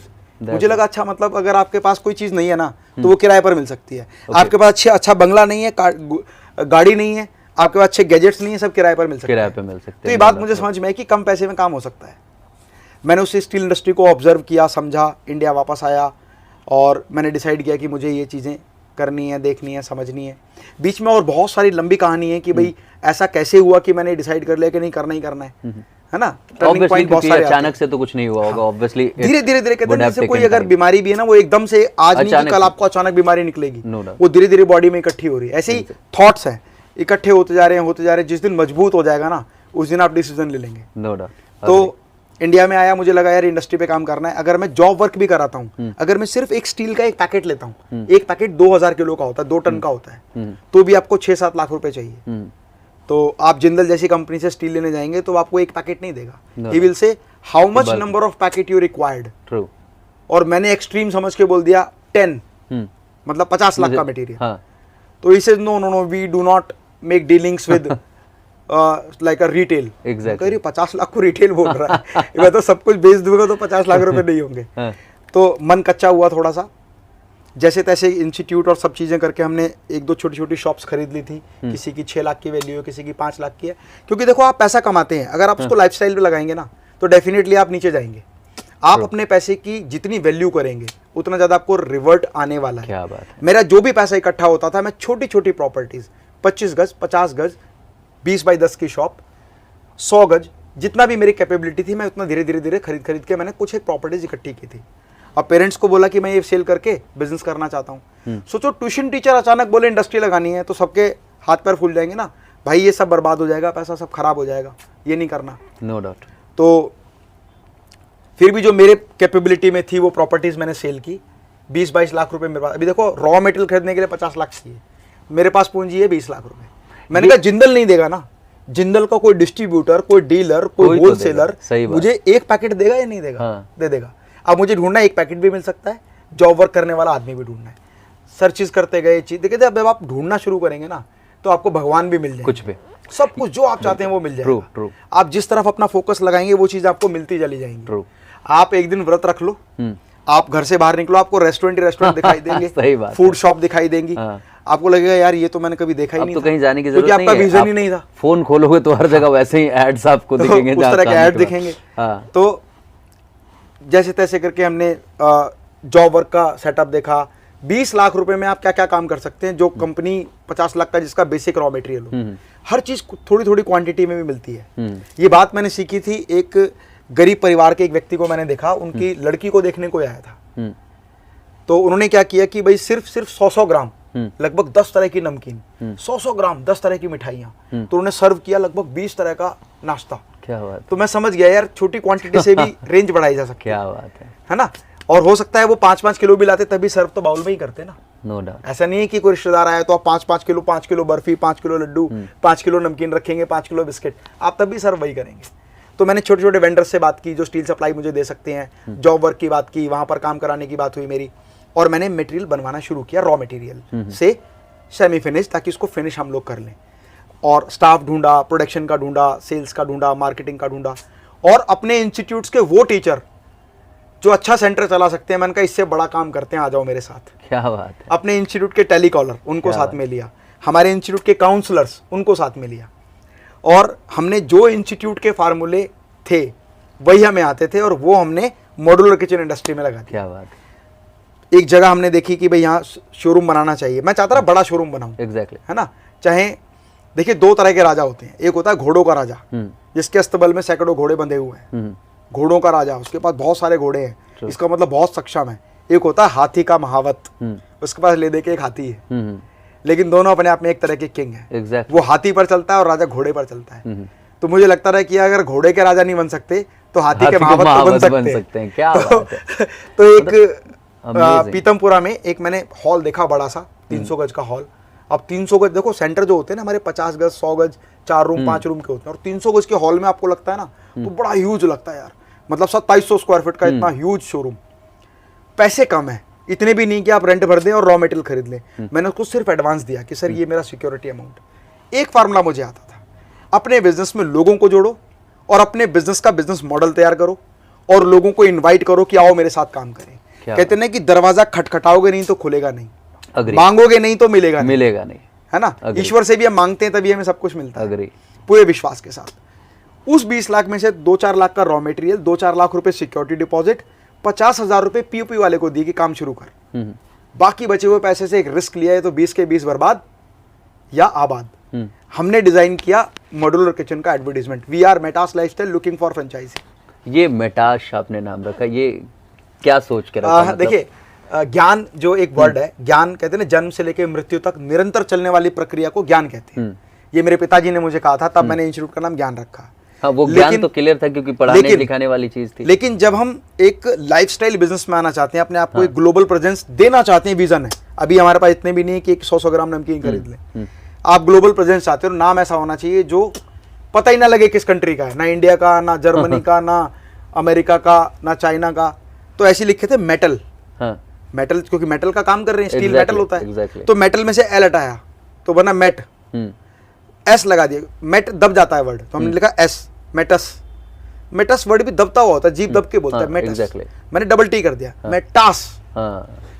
बाद में सर्च किया, मेटास का मतलब होता है काइंड हार्टेड मैन, एक सॉफ्ट दिल का व्यक्ति। बाद में सर्च किया, ग्रीक में एक वर्ड है मेटास, डिक्शनरी में आप सर्च करेंगे तो आपको मिलेगा, ग्रीक में मेटास का मतलब है काइंड हार्टेड फैमिली है एक, जिसकी वजह से मेटास वर्ड को काइंड हार्टेड मैन कहा गया। बाद में पता चला हमें। हमने काम शुरू किया और लोगों को इनवाइट किया। और इसमें भी पता हिम्मत क्यों चाहिए?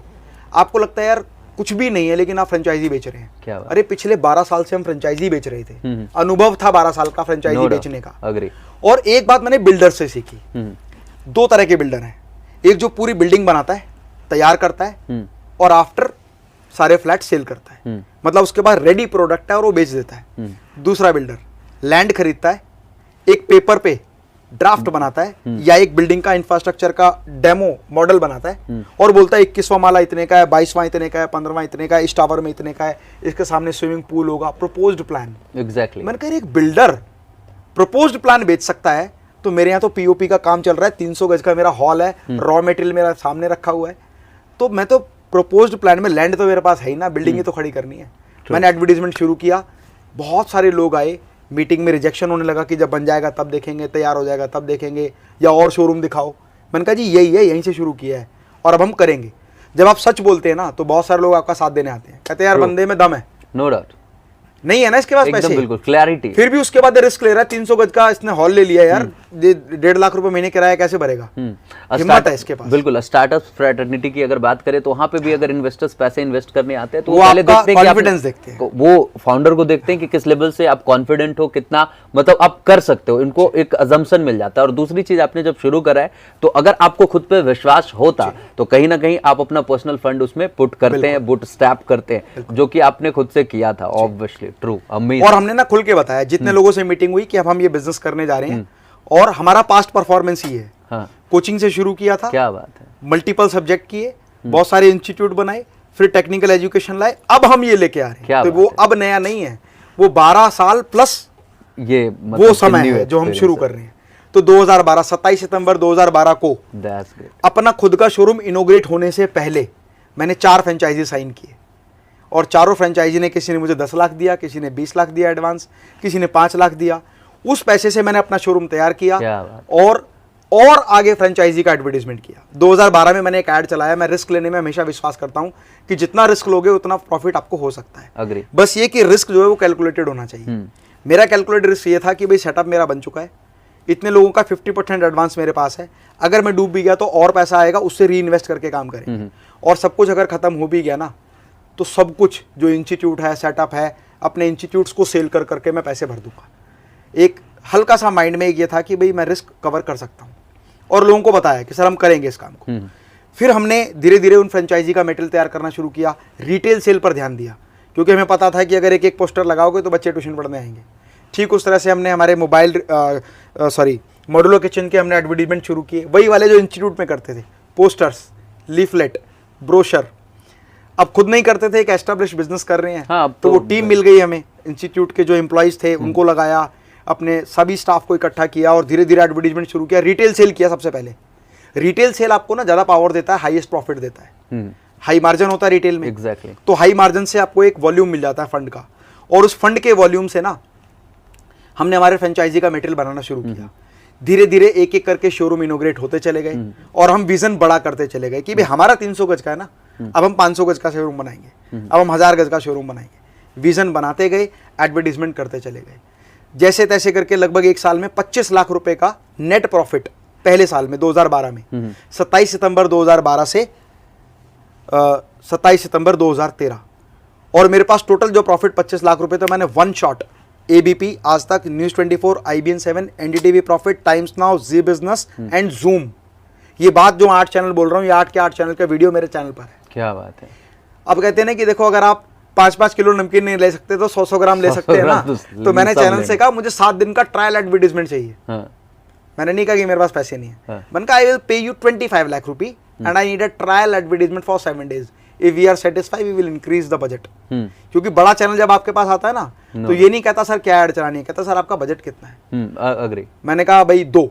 अब आपने कहा 2 का मतलब, मैं कह रहा हूँ 2 लाख अपने मन में। वो कह रहा है 2 करोड़ से तो कुछ नहीं होगा सर। मैंने कहा नहीं 2 नहीं, 25 लाख का हम आपको एडवांस देंगे, और 7 days का एटीट्यूड होना चाहिए आपके अंदर वो, कि आप सामने वाले व्यक्ति को दबा सकें। और इतनी फ्रेंचाइजी मीटिंग की है, तो वो लोग आए जो इन्वेस्टर हैं, उन्होंने हमें सिखाया कि बड़े लोगों को कैसे दबाते हैं। क्या बात। तो वो हमने 25 लाख रुपए का, हमने कहा छोड़ो सर, ये 10 लाख रुपए एडवांस रखो आप, और 7 दिन का ट्रायल पैकेज बनाओ। उसने कहा 1 महीने का पैकेज वैसे आप बनाएंगे तो लगभग 2 करोड़ के आसपास बनेगा, पर हम आपको लिमिटेड ऐड देते हैं, और उसमें आप ट्रायल भी देख लीजिए सर, हम आपको रिस्पॉन्स देंगे। अब आप एक बड़े बिजनेसमैन के थॉट प्रोसेस से काम कर रहे हैं। जैसे ही वो हमने एडवर्टीजमेंट लगाया, पूरे इंडिया से भरपूर कॉल हमारे पास है। We receive more than 650 calls across India. 650 लोग। अब देखिए आपके पास लिमिटेड फोर्स है, 600 आगे तो हम और चला सकते हैं, पर पहले 25 लाख रिकवर हूँ। एग्जैक्टली। 25 लाख का मतलब 650 लोगों को फॉलो करना है, 650 लोगों से मीटिंग की बात करनी है, उनको प्रपोजल भेजना है, फिर 650 लोगों में से सिर्फ 50 लोग मिलने के लिए तैयार होंगे, उन 50 से मिलना है। 50 से मिलने के बाद आपकी डील 2 या 3 लोगों से क्लोज होगी। देखो रेशो कितना बड़ा है, 650 के 50 मीटिंग के बाद निकलेगी 1 या 2 फ्रेंचाइजी। मैंने कहा 2 भी निकले तो काम हो जाएगा, और मेरे 4 फ्रेंचाइजी डील हुए। क्या बात है। चेन्नई, लखनऊ, महाराष्ट्र और सूरत, स्टेट 4 शोरूम। स्टेट नहीं, सिंगल। अच्छा, सिंगल। अभी सिंगल, अभी हम सिंगल पे मॉडल पे ही कर रहे थे। 4 फ्रेंचाइजी। एक फ्रेंचाइजी का एवरेज इन्वेस्टमेंट 35 से लेकर 45-50 लाख तक। अब आपका रेवेन्यू कितना हुआ, 50 मान लेते हैं, तो 5 चौक 20, 2 करोड़ रुपए, और 2 करोड़ में आपने 20% भी प्रॉफिट कमाया तो 40 लाख रुपए आपका एड कॉस्ट रिकवर हो गया। एग्जैक्टली। हमने सारा सब कुछ तैयार किया और फोर्स लगाना शुरू किया। जो एम्प्लॉई हमें एक्स्ट्रा सैलरी पर मिल सकता है हमने अपॉइंट किया। क्या बात। कहते हैं ना कि जब आप स्टार्टिंग में होते हैं तो सैलरी बड़ा डर डर के देते हैं, और जब आपका हाथ खुला होता है तो आप सैलरी कहते हैं हम बेस्ट ऑफर करेंगे हमारे। एग्जैक्टली। टीम आती चली गई, और सारे शोरूम जब इनोग्रेट हुए तो हमने डिसाइड किया कि अब एक बड़ी गेम और खेलेंगे। हमने एक बड़ी गेम और खेली। हमने 1 महीने का एडवर्टीजमेंट चलाया, लगभग 2,500-3,000 लीड्स हमारे पास जनरेट हुई। क्या बात। सबसे हम बातचीत करते गए, बातचीत करते करते करते करते हम पूरे इंडिया में लगभग आज की डेट में 42 शोरूम्स हमने बनाए। क्या बात है, इनक्रेडिबल, अमेजिंग। मतलब जिस जगह से आपने शुरू करा, मैंने पहले भी बोला था, बिल्कुल अपने स्क्रैच से शुरू करा, और स्क्रैच से अपने बिजनेस को यहाँ तक लेके आ पाना अपने आप में बहुत बड़ी बात है। It's so inspiring for people. और अभी तक आप मतलब इन्वेस्टर्स के पैसे नहीं ले रहे थे, मतलब आप अपने मॉडल के जरिए ही पैसे कमा पा रहे थे। देखिए क्या इन्वेस्टर्स को जब आप अपने बिजनेस में इन्वॉल्व कर लेते हैं तो कहीं ना कहीं कंट्रोल एंड मैनेजमेंट उनके हाथ में होता है। फॉर एग्जांपल मैं डिसीजन लेता हूं जो 50 लाख का ऐड चलाऊंगा, इन्वेस्टर विल से कि no, let me check the ROI. Exactly, मैं डिसाइड करूंगा। और जब बेबी मेरा है तो मुझे पता है कि मुझे मेरे बेबी की फीडिंग कैसे करनी है, मुझे कैसे उसको ट्रेन करना है, कैसे उसको तैयार करना है। अग्री। तो फिर भी मन तो ये था ना कि बड़ा करना है, लेकिन आप इंडिविजुअल लेवल पे कभी बड़े नहीं हो सकते। ये बहुत इंपॉर्टेंट बात है। बहुत सारे लोगों को मैंने देखा है प्राइवेट लिमिटेड कंपनी बनाते हैं, नाम प्राइवेट लिमिटेड कंपनी, भारतीय कंपनी अधिनियम 1956 के अंतर्गत एक corporate company, corporate house. Director कौन है? खुद और उसकी वाइफ, खुद या ब्रदर या मम्मी या बेटा या हस्बैंड एंड वाइफ, ये डायरेक्टर है। वो आज भी सोल प्रोप्राइटर ही है। मन की तसल्ली के लिए प्राइवेट लिमिटेड बना। No doubt. प्राइवेट लिमिटेड का मतलब है you can go up to 200 share holder to get the equity from your personal link and references. मेरे मन में एक ही चीज थी कि एक दिन मैं देखना चाहता हूं कि स्टॉक एक्सचेंज में लिस्ट हो मेटास ओवरसीज लिमिटेड का स्टॉक, आज इसका प्राइस ये, आज इसका प्राइस डाउन, आज प्राइस अप, आज प्राइस और अप। उसके लिए जरूरत है लिमिटेड कंपनी की, और लिमिटेड कंपनी का मतलब है 7 डायरेक्टर। अब आपने एलएलपी नहीं, लिमिटेड लाइबिलिटी पार्टनरशिप हो गई, सिर्फ पार्टनरशिप का दूसरा limited. Public limited like Reliance, like BHEL, बड़ी बड़ी जितनी कंपनीज हैं। तो सीए ने बोला भाई आप क्या सोच रहे हैं, पब्लिक लिमिटेड कंपनी 10-12 लाख रुपए तो सिर्फ हर साल का डॉक्यूमेंटेशन का ही है, दुनिया भर के उनके आरओसी की फीसेज हैं, दुनिया भर के और खर्चे हैं। मैंने कहा नहीं करना है। पब्लिक लिमिटेड कंपनी ने कहा कम से कम और डायरेक्टर चाहिए, तो हमने अदर डायरेक्टर्स को इन्वाइट किया, come in our business, check our business model, see our profitability, see our business setup. और शोरूम का बिजनेस तो होता ही ऐसा है, एक शोरूम का और ही आदमी देख के सोचता है यार वाह ये तो बहुत अच्छी इंडस्ट्री है, चाहे वो शोरूम अंदर से कितना भी खोखला हो। मैं रियलिटी आपको बता रहा हूँ, बहुत सारे बिजनेसेस का ऑरा देख के हम ये सोचते हैं कि ये बिजनेस बहुत बड़ा होगा, लेकिन वास्तविकता में वो कई बार प्रॉफिट तो छोड़िए वो लॉस में होता है, और लॉस भी छोड़िए वो बंद होने की कगार पर होता है। ब्रेक इवन तो बहुत दूर की बात हो गई, बंद होने की कगार पर होता है। लेकिन हर एक चीज़ का एक ऑरा होता है। हमारा सबसे इंपॉर्टेंट जो फोकस था कि जब हमने डायरेक्टर्स को लिया तो हमने अपना एक्चुअल उनको बिजनेस दिखाया कि ये हमारी सिचुएशन है। मैंने कभी अपना पैसा लग्जरी पर खर्च नहीं किया, मैंने कभी ये नहीं सोचा कि गाड़ी मुझे अपडेट करनी है। गाड़ी में स्विफ्ट चलाता था, सॉरी हुंडई वर्ना चलाता था, हुंडई वर्ना आज भी चलाता हूँ, लेकिन एक लेवल आ जाने के बाद आपको चीज़ों को अचीव करना पड़ता है। अब मेरे पास लार्ज नंबर ऑफ कार है, इसमें ऑडी A6 में जनरली यूज़ करता हूँ। तो मेरा कहने का मतलब है जब डायरेक्टर्स को हमने इनवाइट किया तो उन्होंने हमारी कंपनी में इन्वेस्ट किया, हमारा और बड़ा हुआ। हमारा जो फैक्ट्री सेटअप स्मॉल सेल था उसको हमने थोड़ा और वाइड किया। आज एक नई फैक्ट्री मेरी बन रही है 2000 स्क्वायर मीटर की, क्योंकि मेरा सपना वही था कि अमिताभ बच्चन ऑफिस में जाता है। आज मेरी फैक्ट्री में मेरी लॉरी, मेरा ट्रक, मेरा मटेरियल अनलोड भी जो होगा वो फैक्ट्री के अंदर जाकर होगा, अपलोड भी होगा फैक्ट्री में होगा। तो ये एक विजन होता है और धीरे धीरे टीम बनती चली जाती है। ये जो पूरी बात मैंने आपको बताई है ना, ये लोगों को लगता है एक सपना है और ग्राफ ऐसे जा रहा है। दोस्तों ग्राफ कभी भी लाइफ का ना ऐसे नहीं जाता। आपका ग्राफ आप नेक्स्ट टर्निंग पॉइंट पे तभी आते हैं जब पहला टर्निंग पॉइंट बंद हो जाता है या डाउन पे आ जाता है। ट्रू है ना। तो वो चीजें फेसेस आते रहते हैं। पब्लिक लिमिटेड कंपनी फॉर्म करने के बाद डायरेक्टर्स को हमने लिया तो आपके अलग माइंडसेट के लोग आपके साथ आ गए जिनको उस बेबी के बारे में कुछ नहीं पता है। फिर हमने उनको प्रीमियम पे करके उनके डायरेक्टरशिप वापस ली, उनसे शेयर होल्डिंग वापस ली। तब हमें पता है कि आज हमारी कंपनी की वैल्यूएशन 200 करोड़ रुपए की है, जबकि हमने 1% भी इक्विटी मार्केट में सेल नहीं की। फिर हमने शेयर होल्डर बनाने शुरू किए धीरे धीरे। स्मॉल स्केल शेयर होल्डर हमेशा, देखिए दुनिया में जितने भी लोग अमीर हुए ना, उनको अमीर लोगों ने अमीर नहीं बनाया। ये बात बड़ी कड़वी हो सकती है बहुत से लोगों के लिए। दुनिया में जितने लोग अमीर हुए हैं उनको अमीर लोगों ने नहीं बनाया, उनको अमीर गरीब लोगों ने बनाया है, या उन लोगों ने बनाया है जो अपनी छोटी पूंजी के साथ एक विश्वास के साथ उनके साथ निवेश करते हैं। छोटे छोटे लोग जब आपके साथ निवेश करना शुरू करेंगे ना तो उनकी एक उम्मीद होगी कि कंपनी आगे बढ़ेगी तो मैं प्रॉफिट कमाऊंगा। आपको जो अमीर बनाएगा ना वो कभी अमीर आदमी नहीं बनाएगा। धीरूभाई अंबानी की सक्सेस के पीछे अमीर लोग नहीं है। धीरूभाई अंबानी की सक्सेस के पीछे वो छोटे लोग, वो गरीब लोग हैं जिन्होंने विश्वास करके धीरूभाई अंबानी को कंपनी बनाने के लिए पैसा दिया था। इसीलिए कभी भी ना ये मत सोचो कि कोई व्यक्ति गरीब है, छोटा है या बड़ा है। आपसे छोटी हाइट का लड़का कब आपसे हाइट में ऊपर निकल जाएगा आपको नहीं पता, आपकी हाइट कब रुक जाएगी आपको नहीं पता। ये तो एक मैंने मतलब नेचुरल एग्जांपल आपके सामने रखा है। हमेशा हर व्यक्ति का सम्मान करो। वो कहीं से भी आया ना, वो कैसे आपसे जुड़ सकता है, कैसे आप अपने आप से जुड़े रख सकते हैं उसको। देखो आप, वो जुड़ना चाहता है पर आपके अंदर कैपेबिलिटी नहीं, कोई छोड़ के चला जाएगा, कैसे वो जुड़ सकता है, कैसे आप एक दूसरे की मदद करके दोनों मिलकर आगे बढ़ सकते हैं। ये बात मुझे कोचिंग से समझ में आ गई थी कि मेरे टीचर आगे बढ़ेंगे तो मेरा सेंटर बड़ा हो जाएगा, है ना। तो कहते हैं निचोड़ने की भावना आपको हमेशा चीजें पतली कर देगी। इतना मोटा नहीं भी होता, निचोड़ के इतना रह जाता है, लेकिन सही तरीके से यूटिलाइज करें उसका अचार आप इतना बना सकते हैं कि सालों साल खा सकते हैं। एग्जैक्टली। तो आपके ऊपर डिपेंड करता है। आपको हर व्यक्ति जो मदद करे ना, उसकी मदद को हमेशा वैल्यू दो। आप जो भी कमाए ना, उसका एक शेयर ऐसा होना चाहिए जो अपने लोगों के साथ मिलके बांट के आप उसका लाभ ले सकें। आपने जो पैसा कमाया ना, उसको कभी लग्जरी पर खर्च, ऐसी लग्जरी पर ना खर्च करें जो आपकी एक्चुअल वैल्यू से 10 गुना दिखाई दे। ऐसी लग्जरी पर करें कि आप जितने एक्चुअल हैं उसका वो 5% ही दिखाई दे। हमेशा पैसे को इन्वेस्ट जरूर करें। और मैं अपनी लाइफ में सबसे ज्यादा एक ही चीज को मानता था कि मेरी कैपेबिलिटी एज ए टीचर 20,000 की है, तो मैंने कितना भी कमाया उसमें मेरी वैल्यू सिर्फ 20,000 की है। बाकी जो पैसा है वो उसी बिजनेस का है जिससे मैंने लिया है। जब आप अपने 80% पैसे को री इन्वेस्ट करते हैं ना अपने बिजनेस में, तो वो बिजनेस का आकार बड़ा होता है। आज बहुत सारे बिजनेस कोचेस और मोटिवेशनल स्पीकर इस बात को इसी बात से बोलते हैं कि री इन्वेस्ट इन योर बिजनेस, पर रियलिटी यही है कि आप ज्यादा से ज्यादा इन्वेस्ट करें।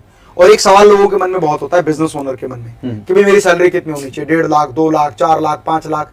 अरे इतना तो वो बिजनेस से कमाते नहीं, इतनी सैलरी मांगते हैं। आप ये समझ लो आपकी सैलरी कितनी होनी चाहिए, उसका एक ही फार्मूला है। आपकी कंपनी का सबसे महंगा एम्प्लॉय कितने का है, उसकी सैलरी में 20% और जोड़ दो। अगर आपको लगता है कि 1 लाख रुपए महीने का एम्प्लॉय, तो आपकी सैलरी 20 से ऊपर नहीं होनी चाहिए। आपकी चाहत है 5 लाख रुपए, 10 लाख रुपए महीने कमाने की, और आप कमाते भी है, घर ले जाते हैं सारा। री इन्वेस्ट करो, सिर्फ उतना लो, आपका मैक्सिमम एम्प्लॉय की सैलरी, सिर्फ उसमें 20% जोड़ो, इतनी आपकी औकात है। सच में ये बड़ा कड़वा वर्ड है, औकात। No doubt. और ये हर व्यक्ति, एक किसी ने बड़े अच्छे सज्जन पुरुष ने कहा था कि भाई आज मैं, एक व्यक्ति ने कहा कि आज मैं यहाँ होता, आज मैं वहां होता, आज मेरी इतनी इनकम होती। तो सज्जन व्यक्ति ने कहा कि आज आप वही हैं जहां आपको होना चाहिए था। आपको उतना ही मिलेगा जितनी आपकी कैपेबिलिटी है, आप उतना ही पाएंगे। कड़वी बात है ये बहुत। किसी व्यक्ति को कह दो ना कि उतना ही मिला है जितनी तेरी औकात है, तो ये बहुत कड़वा वचन हो जाता है, लेकिन रियलिटी यही है। एक ही इंडस्ट्री में एक एम्प्लॉय को 35,000 मिलते हैं, किसी को 15 मिलते हैं, और किसी को 1.5 लाख रुपए मिलते हैं। तो हर व्यक्ति की कैपेबिलिटी उतनी है। तो ये जरूर ध्यान रखें कि आपके साथी ही आपको बड़ा बनाएंगे, और जितने ज्यादा लोगों को आप सपोर्ट करेंगे उतने ज्यादा वो आपको सपोर्ट करेंगे और आपकी इंडस्ट्री को बड़ा करेंगे। That's great, truly amazing। मतलब सच में ये इंस्पायरिंग टॉक लोगों के लाइफ में बहुत अधिक वैल्यू ऐड करेगी। और सबसे बड़ी बात कि आपसे ये जो बातों का सिलसिला चल रहा है, ये तो लग रहा है कि चलते ही रहे, कभी खत्म ही ना हो। बट फिर भी हम लोग कहीं ना कहीं अब सेकेंड लास्ट क्वेश्चन पे पहुंचते हैं। आपसे कुछ इस कदर जानना चाहेंगे कि जैसे मेटास लाइफ इतना बड़ा बन चुका है आज, आपने लाइफ स्टाइल नाम दिया है मेटास लाइफ स्टाइल, लेकिन आपने ये भी कहा कि लाइफ स्टाइल पे जो खर्च करने चाहिए वो आपके जितने दिखते हो उसका 5% ही वो दिखे, मुझे ऐसा लगता है। लेकिन आज उल्टा चल रहा है। आप जितना होता है उसका कई गुना लोग दिखाने की कोशिश कर रहे होते हैं। खैर, अब जानना चाहेंगे सर कि आपका फ्यूचर विजन क्या है। ऑलरेडी आपने बता दिया कि आपकी ऐसी कंपनी बन रही है, ऐसी फैक्ट्री बन रही है जहाँ पे लॉरीज आएगी, ये, बट फिर भी और भी बड़े प्लान्स होंगे आपके पास, तो उसके बारे में मेरे जीवन का एक, देखिए मैं हमेशा इतने व्यस्ततम शेड्यूल में से मैं बहुत सारी बिजनेसेस की वीडियोस बनाता हूँ। क्यों बनाता हूँ? मुझे कोई स्पॉन्सरशिप नहीं चाहिए, मैं कभी किसी से बहुत ज्यादा फीस की डिमांड नहीं करता।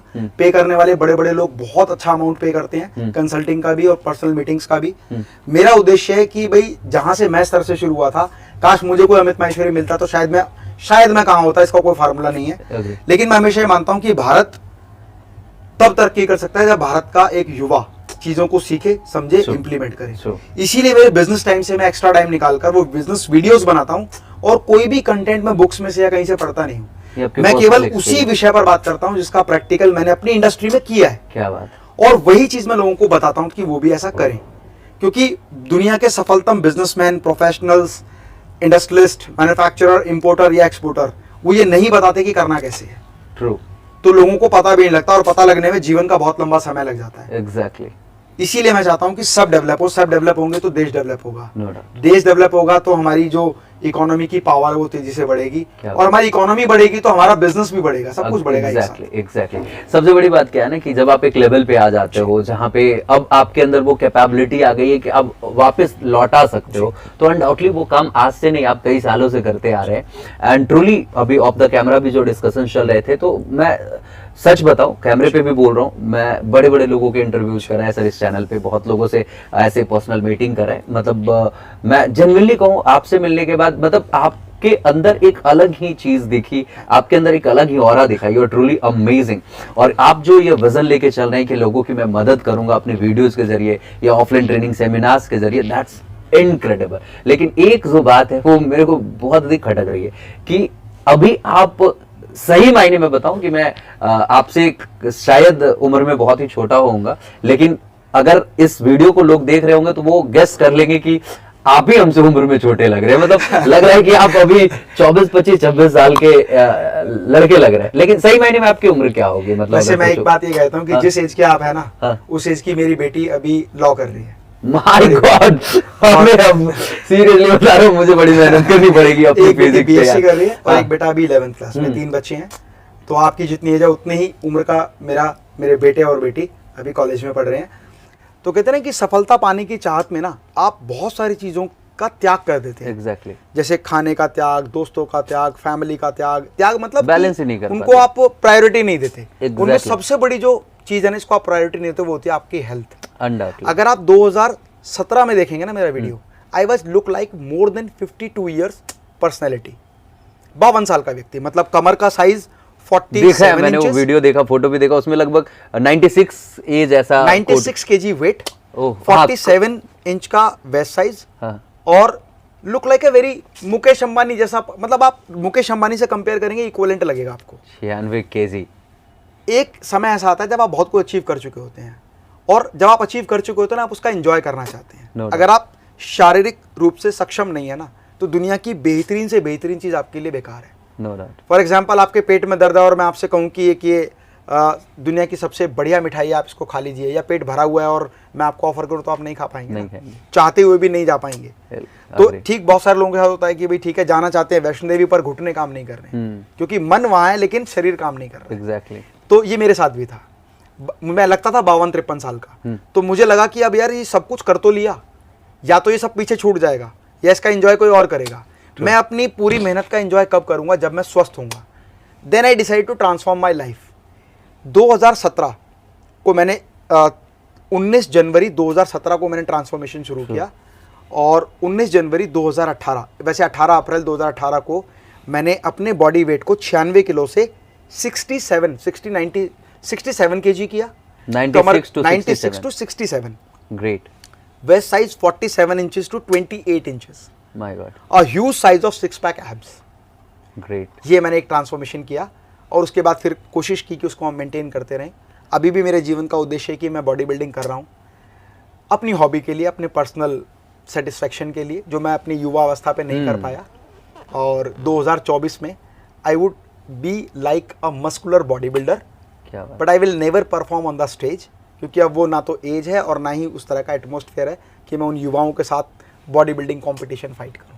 क्या बात। पर उस लक्ष्य को मैं जरूर हासिल करूं। क्या बात है। नहीं, डेफिनेटली आप करेंगे, क्योंकि मैं तो यहाँ पे वीडियो भी वो लगाऊंगा आपके ट्रांसफॉर्मेशन वाली वीडियो, ताकि लोग देख पाएं कि हाउ यू ट्रांसफॉर्म्ड योरसेल्फ।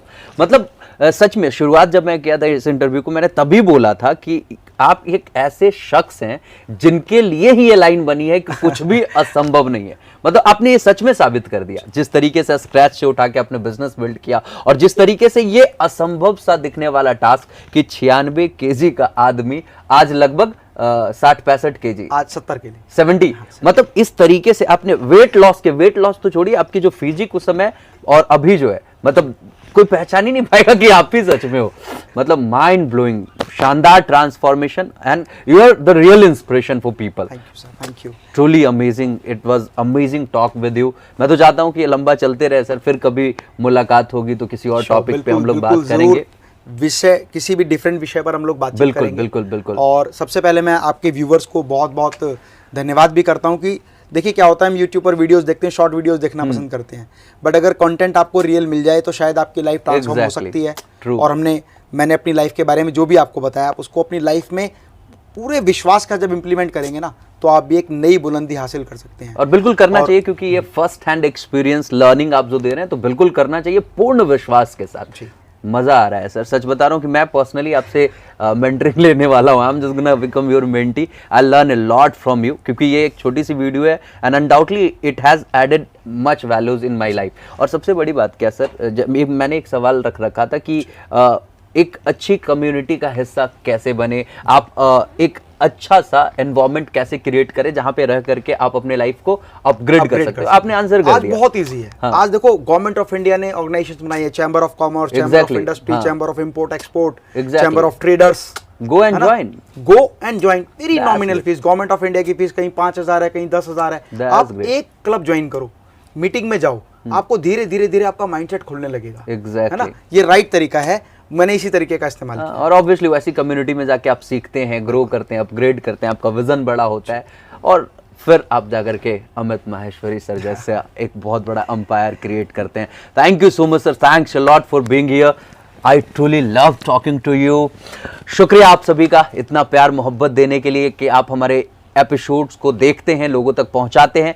इस एपिसोड के लिए मैं आपसे गुजारिश कर रहा हूं कि इस एपिसोड को जितना अधिक लोगों तक आप पहुंचा सकते हैं पहुंचा दीजिए, क्योंकि इसमें जो बातें हुई है ना, सच में शायद अगर किसी इंसान तक पहुंचेगा तो वो अपनी जर्नी को बिल्कुल स्क्रैच से शुरू करके एक लेवल पे लेकर आ सकता है। Thank you so much sir, thanks a lot for coming in the show. आज के शो में यहीं पे रुकेंगे, लेकिन सर आपके लिए एक प्यारा सा गिफ्ट है टॉक्स ऑफ लेजेंड्स की टीम की तरफ से। Thank you so much, thanks a lot for bringing it here sir. This is for you, I am sure you would definitely like it. Thank you so much sir, thanks a lot. तो आपका बहुत बहुत मैं धन्यवाद करता हूं कि आपने अपने बहुमूल्य समय में से आज का जो समय मेरे लिए निकाला, यही जर्नी को समझने के लिए निकाला। मैं हृदय की गहराइयों से आपका बहुत बहुत धन्यवाद करता हूं। और लास्ट में आपके सभी व्यूवर्स को एक बात कहता हूं कि लाइफ में प्रॉब्लम्स आएंगी, लेकिन जो प्रॉब्लम से नहीं घबराएगा तो उसको सॉल्यूशन जरूर मिलेगा। इसीलिए मैं कविताओं में कहता हूं कि हर रात ख्वाबों में, सपनों के बहकावों में जुड़ जाते वो अरमान मेरे जो दिन में टूटा करते हैं। क्या बात है। उस चंद घड़ी के सहारे से जीता हूं दिन के उजियारों में, और सपनों की बात किया करता हूं हर सड़क गली चौबारों में। क्या बात। आंसू तो मेरे सूख चुके, प्रपोजल बहुत रिजेक्ट होते हैं। आंसू तो मेरे सूख चुके, हंसने की चाहत गई नहीं, हर राह भटक कर कहती है तेरी हस्ती है कहीं नहीं। क्या बात। पर सपनों का मालिक दिल, अरमानों का मालिक दिल कहता है मत रो ए नादा मन, मंजिल तुझसे है दूर सही पर तू मंजिल से दूर नहीं। क्या बात है। जब मंजिल वो मिल जाएगी ये दुनिया जश्न मनाएगी, आकाश पे होंगे कदम तेरे, शोहरत तुझको मिल जाएगी। क्या बात। हर रात ख्वाबों में, सपनों के बहकावों में जुड़ जाते वो अरमान मेरे जो दिन में टूटा करते। क्या बात है। Amazing, truly love talking to you. मजा आ गया सर, सच में आप वर्सेटाइल है, आपकी कॉमिक टाइमिंग भी जबरदस्त है, आप पोएट्री भी कर लेते हैं, आप बिजनेस भी बना लिए, आप टीचर भी है, मोटिवेशनल स्पीकर हैं। मतलब आप एक समझिए कि एक ऐसा पैकेज है जो किसी को मिल जाए तो समझिए जिंदगी सफल हो जाए। Thanks a lot sir, thank you so much once again for coming in the show. Thanks a lot everyone, thank you.